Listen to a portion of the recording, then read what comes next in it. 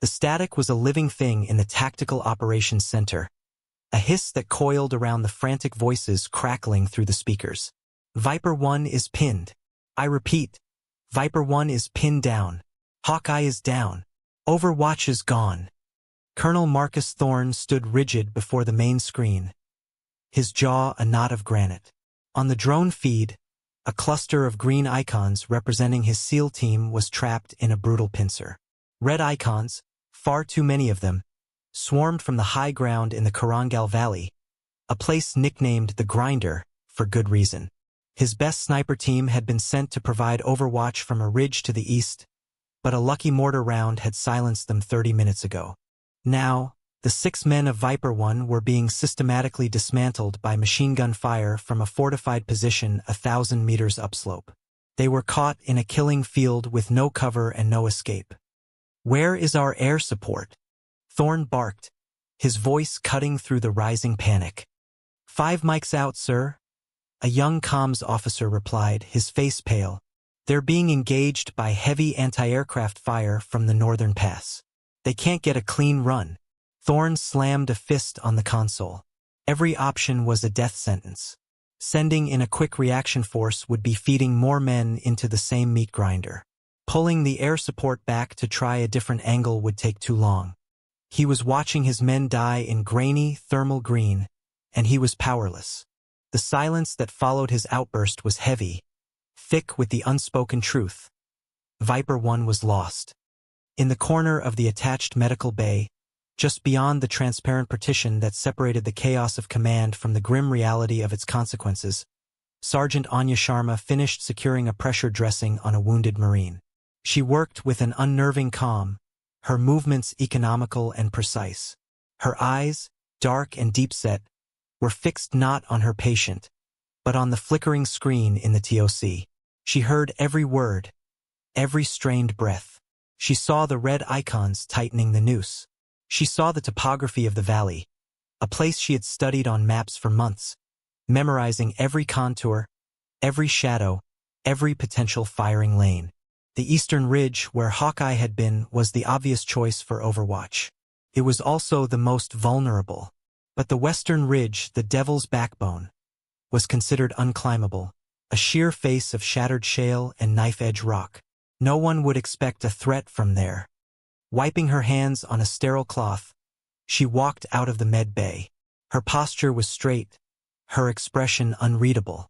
She moved through the tense atmosphere of the TOC like a ghost, the frantic energy of the command staff parting around her, as if she occupied a different plane of existence. She stopped 2 feet behind Colonel Thorne. For a moment, she just stood there, a silent, still presence in the vortex of crisis. "Sir," she said. Her voice was low, steady, devoid of the panic that filled the room. Thorne didn't turn. His eyes were glued to the screen, to the little green icons that were about to be extinguished. "Not now, Sergeant. Viper 1 has no cover," she stated, not as a question, but as a fact. "The enemy machine gun nest on the upper slope is suppressing them. Air support can't reach it. The QRF can't flank it. I am acutely aware of the situation, Sergeant," Thorne grated, his patience worn to a microscopic thread.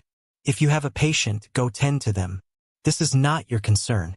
"Give me a rifle," she said. The statement was so absurd, so out of place, that it momentarily broke the spell of despair. The comms officer glanced over, his mouth slightly agape. Thorne finally turned, his face a thundercloud of disbelief and anger. He looked at the medic in front of him, at the caduceus on her collar, the red cross on her sleeve. He saw a support soldier, a fixer of broken bodies, stepping wildly out of her lane. "What did you just say to me?" he asked, his voice dangerously quiet. "I can make the shot, sir," Sharma said, her gaze unwavering. "From the western ridge. I can suppress that nest and give them a window." Thorne stared at her. He saw a woman of maybe 35, her face weathered by sun and stress, but her eyes holding a stillness that was both unnerving and, for a fleeting second, compelling. But the absurdity of the request overwhelmed him. A medic wanted to play sniper in the middle of a catastrophic firefight. It was madness. It was a symptom of the chaos, of the desperation that was now infecting even the support staff. "Sergeant Sharma," he began, his voice dripping with condescending authority. "You are a combat medic, an excellent one from what I've heard. Your job is here. Your place is in that bay preparing to receive casualties. You are not an operator. You are not a sniper. You are certainly not authorized to take a high-powered rifle and go for a walk in the most dangerous valley in this country." He turned his back on her, a clear and final dismissal. "Get back to your post. That's an order." A junior SEAL, a young comms tech named Diaz who was patching into the team's comms, overheard the exchange.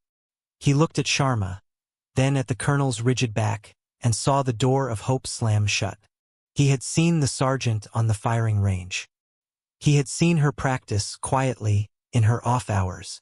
He knew she was more than just a medic. Sharma's expression did not change. There was no flicker of anger, no hint of insubordination. She simply held the colonel's gaze on the back of his head for a 3 count, a silent acknowledgement of his refusal. Then she turned. Her movements were fluid, deliberate. She did not return to the medical bay. Instead, she walked toward the exit of the command bunker, her steps making no sound on the concrete floor. She was a shadow detaching itself from the wall, moving with a purpose that was entirely her own. Thorne, consumed by the imminent loss of his men, didn't notice her departure.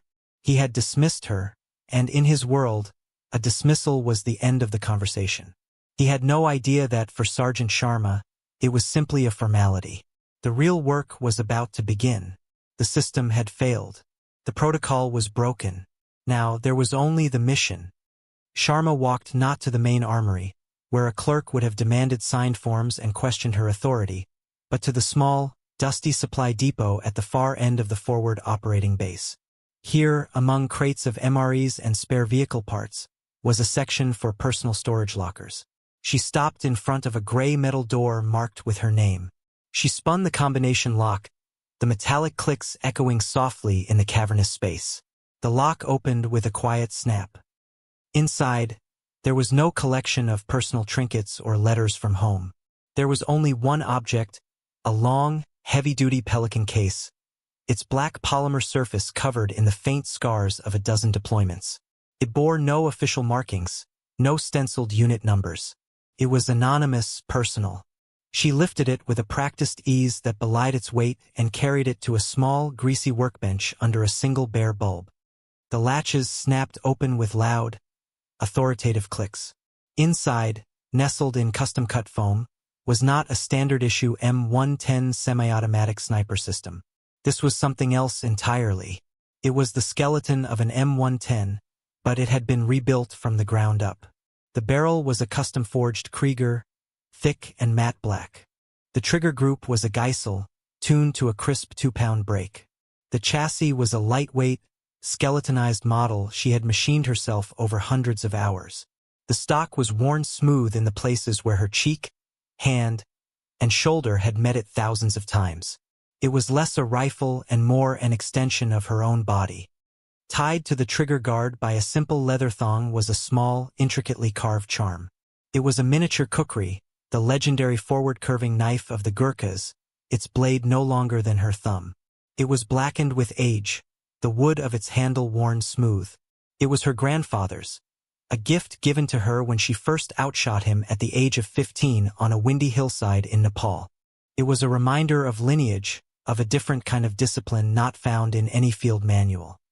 She lifted the rifle from its case, the cold, dense weight of it familiar and comforting in her hands. Her movements were a silent ritual. She attached the scope, a high-powered Schmidt and Bender, locking it into place on the Picatinny rail with 2 precise turns of the locking nuts.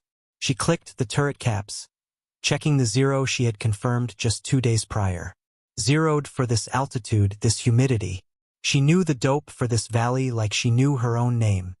From a separate compartment in the case, she retrieved 3 magazines, each loaded with 192-grain Match King open-tip bullets. She checked each one, pressing down on the top round with her thumb to ensure the spring had the proper tension. She slid one magazine into the rifle's magwell, the click of it seating home a sound of finality. She pulled the charging handle back and let it fly forward, chambering around. She engaged the safety. The weapon was ready. Her other preparations were just as swift and efficient. She shrugged off her standard-issue jacket and pulled on a thin, earth-toned thermal layer. Over it, she donned a ghillie hood and cape, a ragged, custom-made thing of jute and dyed burlap that would break up her silhouette against the rock and shale of the mountains. She stuffed the other 2 magazines into pouches on a minimalist chest rig, along with a laser rangefinder, a Kestrel wind meter, and a small data book. She filled a single hydration bladder with water. No food, no excess gear. Speed was life. She was a ghost, and ghosts traveled light. The young SEAL from the TOC, Diaz, found her there. He had followed her, a knot of anxiety and awe in his stomach. He watched from the shadows as she geared up, his eyes wide. He had seen her on the range, hitting targets at 1,000 yards with an ease that defied belief. The other soldiers had dismissed it as a hobby. Diaz saw something else. He saw a predator. "Sergeant," he whispered, stepping out of the shadows. Sharma didn't startle. She simply paused, her hand resting on the rifle's pistol grip, and looked at him. "The Colonel," he started, then trailed off. "The Colonel is doing his job," she said, her voice flat, "and I am doing mine." She slung the rifle over her back, the weight settling onto her shoulders like a familiar cloak. She pulled the ghillie hood over her head, her face disappearing into a shroud of earth and shadow. Only her eyes remained, dark and focused. "They're on comms channel 7, Diaz said, offering the only help he could. "Viper 1. If you can get a message to them." She gave him a single, almost imperceptible nod.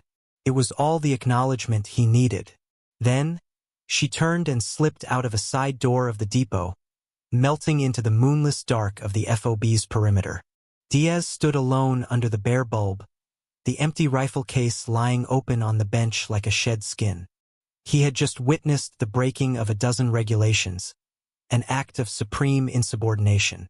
But he knew, with a certainty that chilled him to the bone, that he had also just witnessed the only chance Viper 1 had of surviving the night.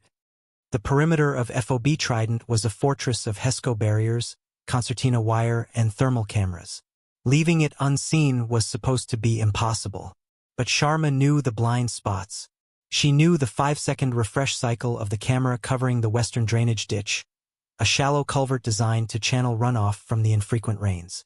She moved toward it in a low crouch, her ghillie suit blending perfectly with the gravel and scrub. She paused at the edge of the light, counting in her head. 3, 2, 1. Now. She moved, not running, but flowing over the ground, a low, fast crawl that carried her across the 10 feet of exposed terrain and into the darkness of the culvert before the camera's electronic eye could register her passage. She followed the ditch for 200 meters until it emptied into the rocky expanse outside the wire. She was out. The air instantly felt different, colder, thinner, charged with a primal danger that the sanitized environment of the base held at bay. Before her loomed the Devil's Backbone. It was not a ridge so much as a jagged scar on the face of the earth, a near-vertical ascent of loose scree and crumbling granite that rose 2,000 feet above the valley floor. To the men in the TOC, it was an impassable barrier. To Sharma, it was a staircase. Her grandfather had taught her to read mountains not as obstacles, but as maps of opportunity. He had taught her that the path of greatest resistance was often the path of greatest safety, for it is the one your enemy never guards. The first part of the climb was a lung-searing scramble up a steep slope of scree. With every upward step, her boots sent a cascade of small stones skittering down into the darkness. She moved with an unnatural rhythm, placing her feet with the delicate precision of a dancer, testing each handhold before committing her weight. The rifle on her back was a heavy, awkward burden, its long barrel catching on rock outcroppings, forcing her to twist and contort her body to pass. The air grew thin, each breath a sharp, cold sting in her lungs. Her muscles screamed, burning with lactic acid. Sweat soaked her thermal layer, then chilled her skin in the biting wind that whipped across the rock face. This was the price of the ingress. It was a physical toll designed to break a person before they ever reached their destination. But Sharma's mind was a fortress of calm. She compartmentalized the pain, filed it away. It was just data. Her focus was absolute, narrowed to the next 3 feet of rock in front of her. Handhold, foothold, breathe, repeat. A brutal, vertical meditation. She climbed for over an hour, a relentless, punishing ascent into the blackness. She did not use a light. She used the faint starlight and the memory of the maps she had studied, her fingers reading the texture of the rock, her instincts guiding her upward. Several times, the rock beneath her hands crumbled, and she dangled for a heart-stopping second by one arm, her legs kicking at empty air. Each time, she found a new purchase, hauled herself up, and continued without pause. Fear was a luxury she could not afford. Far below, she could hear the muffled thunder of the battle, the rhythmic thud of the enemy machine gun, the sporadic crackle of the SEALs' suppressed rifles, the distant, angry buzz of the helicopters unable to break through. The sounds were a clock, ticking away the lives of the men she was climbing to save. Finally, she pulled herself over the last ledge and onto the ridge itself. It was a narrow, serrated spine of rock, no more than 3 feet wide in places, with a sheer drop on either side. The wind howled here, a physical force that threatened to tear her from her perch. She crawled forward, staying low, until she found a small notch in the rock that offered a modicum of cover. It was a miserable position, exposed and precarious, but it had a clear, commanding view of the entire valley. She was 1,000 meters from the pin seals, and nearly 1,500 from the enemy machine gun nest that was tearing them apart. From here, she was a goddess of death, perched on a throne of stone and wind. She had arrived. From her eyrie on the Devil's Backbone, the battlefield was laid out like a tactical map. Through the powerful optics of her Schmidt and Bender scope, the valley floor was a canvas of chiaroscuro, illuminated by the cold, ethereal light of a half-moon. She saw the 6 men of Viper 1, their forms huddled behind a pathetic cluster of rocks that offered almost no real protection. Puffs of dust and rock chips exploded around them as the enemy machine gun, a heavy DSHK, hammered their position with relentless accuracy. She traversed the scope upward, climbing the opposite slope until the DSHK nest swam into view. 3 men, silhouetted against the faint glow of a small fire they had foolishly lit for warmth. One fed the ammo belt, one spotted, and one was on the gun. Then she saw the real threat. The drones in the sky and the men on the ground were focused on the DSHK. They hadn't seen the flanking team. 4 men, moving with disciplined speed through a shallow ravine that would bring them up on Viper 1's right flank in less than 2 minutes. The lead man carried an RPG-7. They were the executioners moving into position for the killing blow. The SEAL team leader, pinned by the machine gun, was completely unaware. There was no time to get a message to them. No time for anything but action. Sharma settled behind her rifle. She deployed the bipod legs, seating them firmly on the rock. She unclipped the kestrel from her rig and held it up. The wind was a nightmare, gusting erratically from left to right, swirling as it came over the ridge. The meter gave her a reading of 12 miles per hour, but her instincts told her it was more complex than that. She saw the way the dust devils danced in the valley below, the way the sparse, hardy bushes swayed. The wind was a river with currents and eddies. You didn't fight it, you used it. She lay prone, her body molded to the cold stone. She pulled the rifle stock into the pocket of her shoulder. Her cheek found its familiar place on the stock. She dialed her elevation turret. Click, click, click. The sound was crisp, mechanical. 1,500 meters. Uphill angle of 30 degrees. She factored in the spin drift, the Coriolis effect, the thinner air at this altitude. Her mind was a ballistic computer, processing dozens of variables in seconds. She held the kestrel up again, then wet her finger and held it in the air, confirming the wind's direction. She input the final adjustment, dialing 3/4 of a mil of windage into her scope. She looked through the lens. The world became a circle of magnified reality. She bypassed the DSHK nest. They were the immediate problem, but the RPG team was the immediate threat. She slid the crosshairs over the ravine, finding the lead man. He was moving a difficult shot. She needed him to pause, just for a second. Her breathing slowed. Inhale, exhale. Her heart rate, which had been pounding from the climb, dropped, each beat a slow, heavy drum. The world outside her scope dissolved. There was only the reticle, the target, and the space between. The man with the RPG stopped for a moment, crouching to speak to the man behind him. It was the pause she needed. She let half a breath out and held it. The crosshairs settled on his upper torso. She applied a slight hold-off, aiming for the space just to the left of his body, letting the wind carry the bullet to its target. Her finger rested on the trigger. The 2-pound wall of resistance was the last barrier between silence and thunder. She squeezed. The rifle bucked against her shoulder, a violent but familiar shove. The sound was not a loud bang, but a sharp, supersonic crack that echoed strangely in the thin mountain air. She was already back on target, watching the bullets trace through the scope, a faint, shimmering vapor trail in the night. It flew true. For a long, silent second, nothing happened. Then, the man with the RPG simply collapsed, folding in on himself like a puppet with its strings cut. He didn't cry out. He didn't fall. He was just gone. The men behind him froze, their heads whipping around in confusion, searching for the source of the impossible shot. Down in the valley, the SEALs felt the change before they understood it. The immediate pressure they hadn't even known was there had vanished. In the TOC, Colonel Thorne saw the RPG gunner's icon blink out on the drone feed. "What was that?" he demanded. "Did air support get a shot off?" "Negative, sir," the comms officer said, staring at his screen. "Air is still holding east. That wasn't us."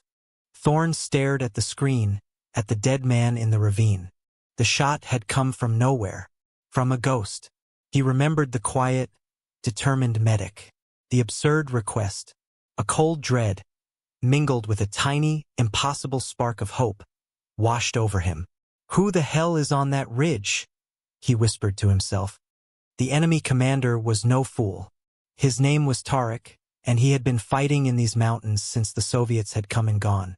He understood the physics of violence, the geometry of a firefight. The shot that had killed his RPG gunner was not a stray round. It was not luck. It was a declaration. It was impossibly long, fired from an angle he had considered secure. A professional was on the field. A new one. "Find the shooter!" His voice, raw and guttural, crackled over his fighters' radios. "He is on the western ridge. The Shaitan's spine. I want mortars on that ridge now. All of it. Walk them from the peak down to the base. Find him and bury him in rock." Almost immediately, the rhythmic thump-thump-thump of 82mm mortars began. Seconds later, the first shells screamed down, impacting high on the Devil's backbone with deafening explosions. Geysers of rock and dirt erupted into the sky, hundreds of feet above Sharma's position. The mountain shuddered under the barrage. Shrapnel and stone fragments rained down around her, pinging off the rocks with sharp cracks. She flattened herself into her small notch, making her body as small as possible. The mortars were searching for her, a process of brutal triangulation. They started high and would walk their way down the ridge until they found her. She had minutes at best. Despite the chaos, her mind remained a pool of ice. The mortars were a problem, but the DSHK was still the primary tool of suppression on Viper 1. She ignored the explosions crashing closer and closer, and put her eye back to the scope. The DSHK gunner, emboldened by the mortar fire, was firing long, sustained bursts, chewing up the SEAL's cover. Sharma took a breath. She lined up the shot. The wind was still a swirling mess. Another mortar round hit closer, the concussion wave buffeting her body and shaking the rifle. She held her aim steady, her body absorbing the shock. She fired. The crack of her rifle was swallowed by the roar of an exploding shell. Through the scope, she saw the DSHK gunner's head snap back, his body slumping over the big gun. In the TOC, a cheer went up. "Machine gun is down," Diaz yelled. "Repeat, heavy machine gun is silenced." Thorne allowed himself a breath. "Who is making these shots?" he demanded of the room at large. "I want a name. I want communication." "Trying, sir," Diaz replied, his fingers flying across his console. "No one is broadcasting from that sector. Whoever it is, they're maintaining complete radio silence." Thorne's eyes narrowed. Silence was discipline. Silence was professional. His dismissal of the medic felt like a lifetime ago. He was shifting from disbelief to a grudging, desperate reliance on this ghost. "Get Viper 1 on the line. Tell them they have a friendly angel. Tell them to be ready to move on my command." On the ridge, Sharma was already moving. She couldn't stay. The mortars were getting too accurate. The next one would be on top of her. She slung her rifle and began to crawl, not back the way she came, but forward, along the narrow, treacherous spine of the ridge. At the same time, Tariq deployed his hunters. He dispatched his 3 best trackers, men who knew these mountains intimately, with orders to climb the western ridge and flush the sniper out. They were to be the hounds. The mortars were the beaters. Sharma could hear them below, the faint scrape of boots on rock, the dislodged pebbles rattling down the slope. They were climbing fast, using a more conventional route up the side of the ridge. They would be on her level in 10 minutes. The mortars were walking down from the peak. She was caught between the hammer and the anvil. Retreat was death. Staying put was death. The only option left was the one no sane person would take. She had to go higher. The tactical logic was insane, a complete inversion of sniper doctrine. Moving to higher ground meant silhouetting herself against the sky. It meant giving up what little cover she had. It was suicide. But Sharma wasn't operating on doctrine. She was operating on an older, more predatory instinct. Her grandfather had taught her. When the hunters are below you, they are always looking up. Their focus is narrow. The sky is too big, too empty. They do not expect their prey to climb into the open. The sky could be its own form of camouflage. She began to climb again, this time up an almost sheer 50-foot rock chimney that led to the highest pinnacle of the Devil's Backbone. It was a desperate, agonizing scramble. The wind tore at her, trying to peel her from the rock face. Her fingers, numb with cold, scrabbled for purchase in the tiny cracks. The rifle on her back felt like an anchor, threatening to pull her into the abyss. Below, the mortar explosions grew louder, closer. The hunters were shouting to each other. Their voices carried on the wind. They knew they were closing in. She hauled herself over the top, gasping in the razor-thin air. She was on a flat, exposed platform of rock no bigger than a dining table. The moon was behind her, putting her in shadow, but from the valley floor, she would be a stark silhouette against the star-dusted sky. She had sacrificed cover for the ultimate angle. From here, she could see everything. She deployed her rifle, her movements urgent but precise. She looked through the scope. The hunters. She saw them, 3 figures climbing less than 300 meters below her. They were clustered together, pointing up toward her previous position, confident they had their quarry trapped. They were wrong. She settled the crosshairs on the lead man. Fired. The man crumpled and tumbled back down the slope, taking the second man with him in a clatter of gear and panicked shouts. The third hunter dove for cover behind a rock, firing his AK-47 wildly up at the peak. The bullets sparked harmlessly off the rock 20 feet below her. She didn't waste another shot on him. He was neutralized. Her priority was back on the main assault. She swung her scope back toward the enemy's main position. The DSHK was silent, but a second machine gun, an RPK, had opened up from a different position, and she saw Tariq, the enemy commander. He had broken cover, moving between fighting positions, trying to rally his men after the loss of the DSHK. He felt safe. The new sniper was occupied with the hunters on the ridge. He was wrong again. Sharma adjusted her aim.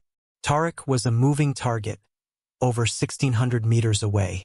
The wind was a howling banshee. This was not a shot from a textbook. This was an act of faith in her rifle, in her training, in the ghost of her grandfather standing beside her. She took her breath. She held. She saw Tarek pause for a fraction of a second, framed between two boulders. Her mind calculated the impossible variables. She squeezed the trigger. The bullet leaped across the valley. Through the scope, she saw the puff of dust as the round impacted the rock just behind Tarek. A miss, but she hadn't been aiming for him. She had been aiming for the rock.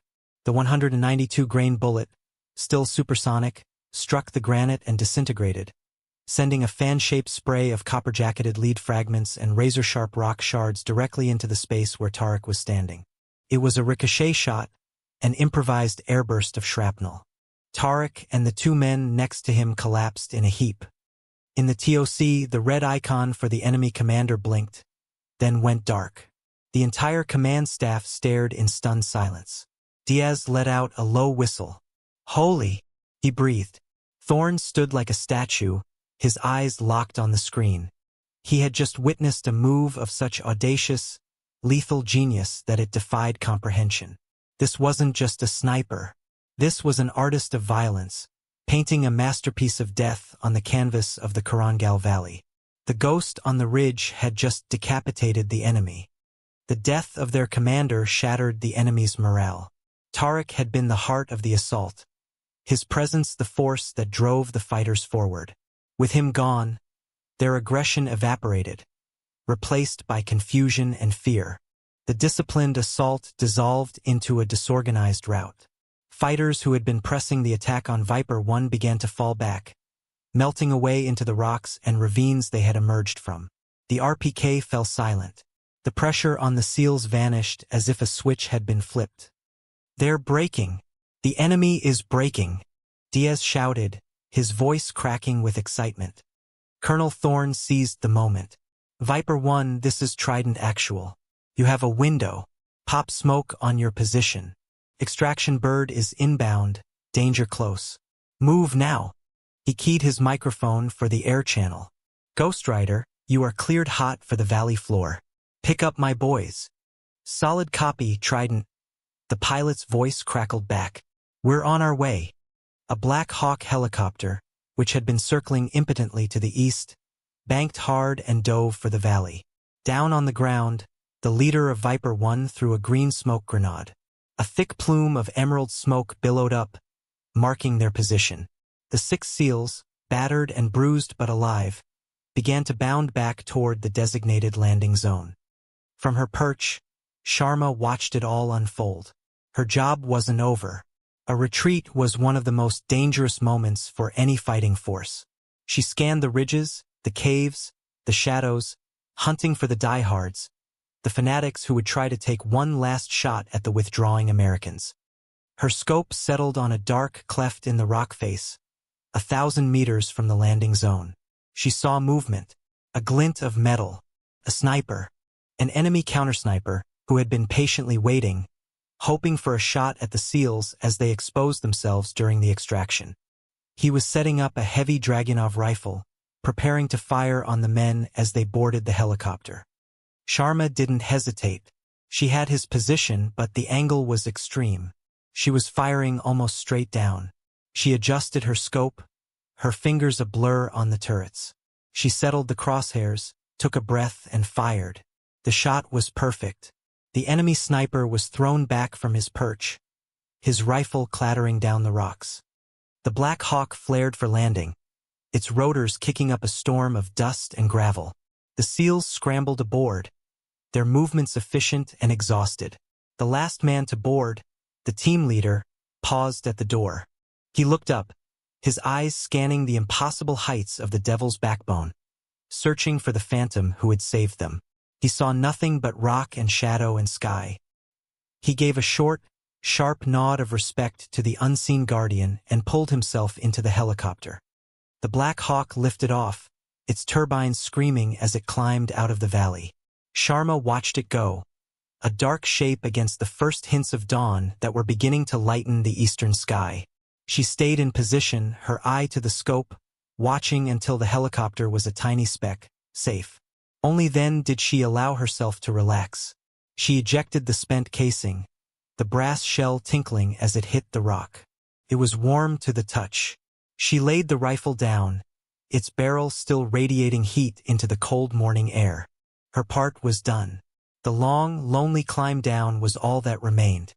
Sharma slipped back onto the FOB as the sun crested the mountains, a ghost returning to the machine. She was caked in grime, her uniform torn, her face etched with exhaustion. But she moved with the same quiet purpose as when she had left. She bypassed the debriefing rooms and the celebrating command staff, heading straight back to the motor pool depot where her journey had begun. She laid her rifle on the workbench and began the meticulous, almost reverent process of cleaning it. The ritual was as important as the firing. It was about respect for the tool, about cleansing the aftermath of its violent purpose. She was so focused on her work, on the rhythmic motion of the cleaning rod passing through the barrel, that she didn't hear him approach. Sergeant Sharma. She looked up. Colonel Thorne stood there, his uniform immaculate, his face unreadable. The chaos of the night was gone, replaced by a heavy, profound silence that hung between them. He looked from her tired face to the disassembled rifle on the bench, its components laid out with surgical precision. He saw the custom parts, the worn stock, the little cookery charm.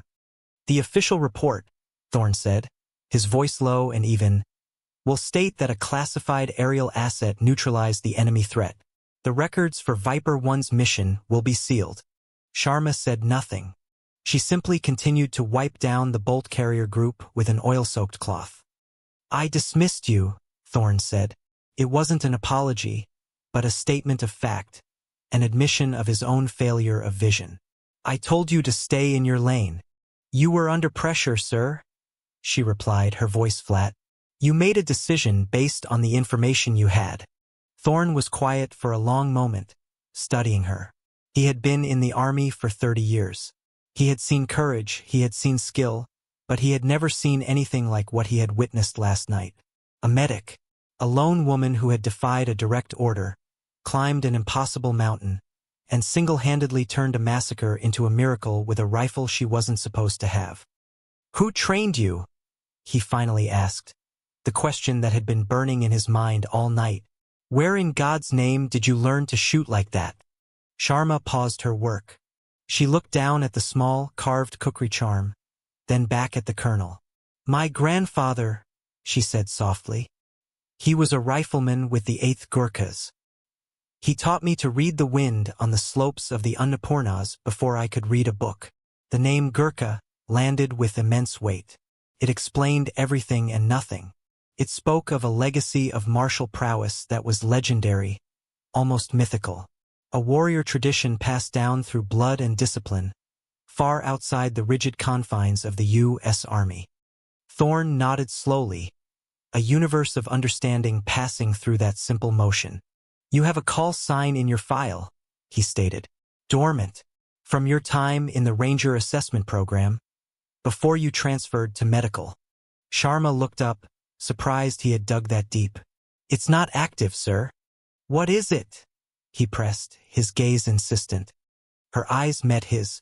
Kali, she said, the name of the Hindu goddess of time, creation, destruction, and power, the ultimate warrior. Thorne held her gaze for another second, then gave a curt nod. Without another word, he turned and walked away, leaving Sharma alone with her rifle and the rising sun. A few minutes later, the young SEAL comms tech, Diaz, appeared in the doorway. He looked nervous, but his eyes shone with an awe that bordered on worship. He walked over and placed a cold bottle of water on the bench next to her cleaning kit. I just wanted to say thank you, Sergeant, he stammered. Those guys, they were my friends. Sharma looked at the bottle of water, then at the young man's earnest face. She gave him the same small, almost imperceptible nod she had given him before she left. It was enough. He backed away and disappeared, leaving her in peace. Later that day, in the quiet of his office, Colonel Thorne pulled up Sergeant Anya Sharma's electronic file. He scrolled past her commendations for medical service, past her proficiency scores, until he found the dormant entry for her call sign. He clicked Edit. His fingers moved over the keyboard.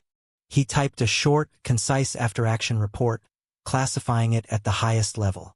Then he navigated to the status field next to the call sign Callie. He deleted the word dormant and typed active. He saved the file. It was a silent, profound correction. An institution rigid and blind had been forced to see. Respect had been earned not with words, but with a single, perfectly placed shot in the dark. As dusk fell over FOB Trident, the sky bled into hues of orange and purple, painting the jagged peaks of the Korangal Valley in majestic colors. The oppressive heat of the day gave way to the cool, dry air of the high desert evening. The base was settling into its nightly rhythm, the rumble of generators a constant, low hum beneath the whisper of the wind. Sergeant Anya Sharma was not in the mess hall, nor in the crowded barracks. She was on the flat roof of the medical clinic, a place few soldiers ever went. She sat with her back against a ventilation unit, legs crossed, looking out at the mountains she had conquered the night before. The Devil's Backbone was a black, serrated silhouette against the dying light, a silent testament to the ordeal. Beside her, reassembled and gleaming, rested her rifle. It was not a weapon now, but a quiet companion, an artifact of her other self. The setting sun caught the little kukri charm, making the aged metal glint for a brief moment. She had done her duty, both as a medic and as something more. She had saved the lives of the men she was sworn to protect, first by tending their wounds, and then by eliminating the threats that would have wounded them. There was no conflict in her mind. It was all part of the same mission. The wind picked up, swirling dust across the rooftop, a familiar, gritty caress. It carried the faint, distant sounds of the base, shouted conversations, the clang of metal, a snatch of music from a radio. But up here, there was a sense of peace, of profound stillness. She wasn't waiting for thanks or recognition. The quiet nod from Thorne, the water bottle from Diaz, the safe return of Viper 1, those were enough. The true reward was this moment of solitude, the cooling barrel of her rifle beside her, and the silent, enduring respect of the mountains themselves.